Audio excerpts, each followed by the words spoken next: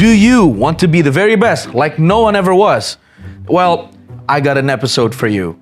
But like in every popular and cutesy little things, there's always a dark twist.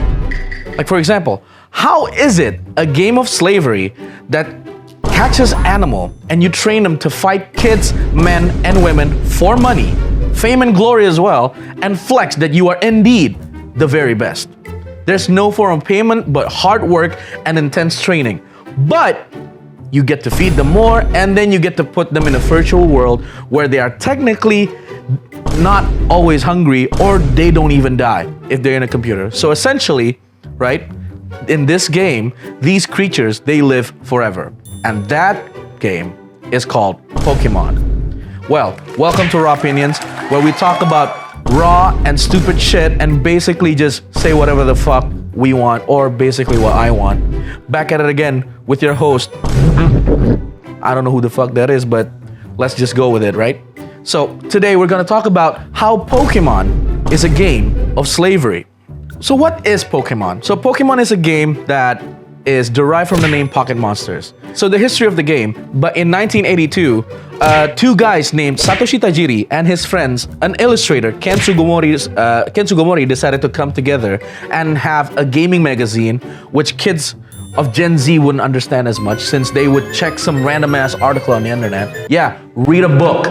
So this magazine was called Game Freak, which was the logo that often pops up on your screen before you play the damn game. Before you play Pokemon, there's usually like a weird ass, I don't know, like is it half a thumb? Like I don't know what it is. And turn it into a gaming company in 1989.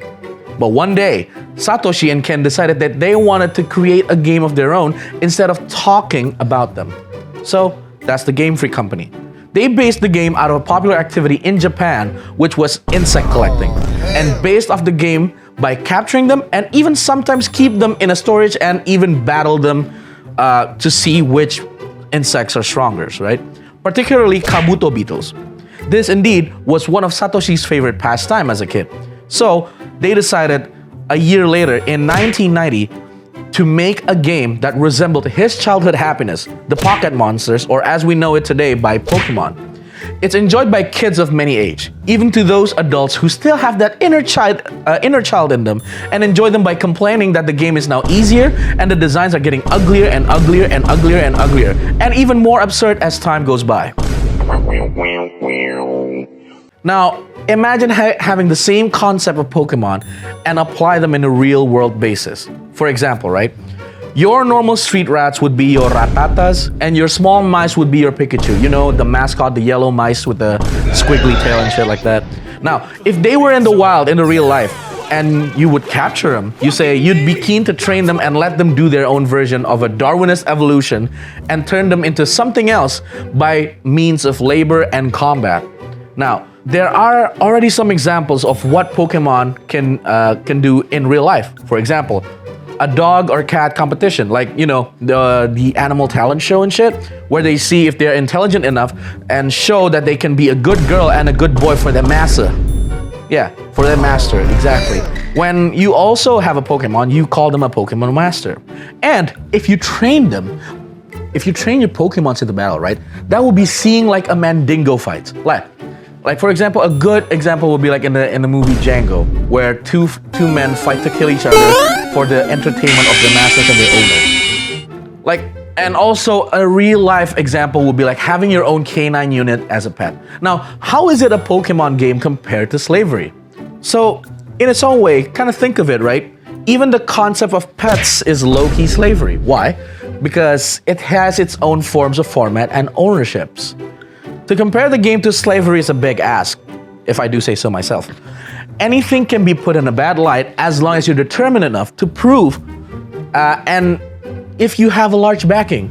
Initially like politics. But Pokemon is popular enough to stand by its own right and defend itself because, you know, they're making a lot of money. Plus, there are in-lore mechanisms that defy the status of slavery in Pokemon. For example, the Pokeball.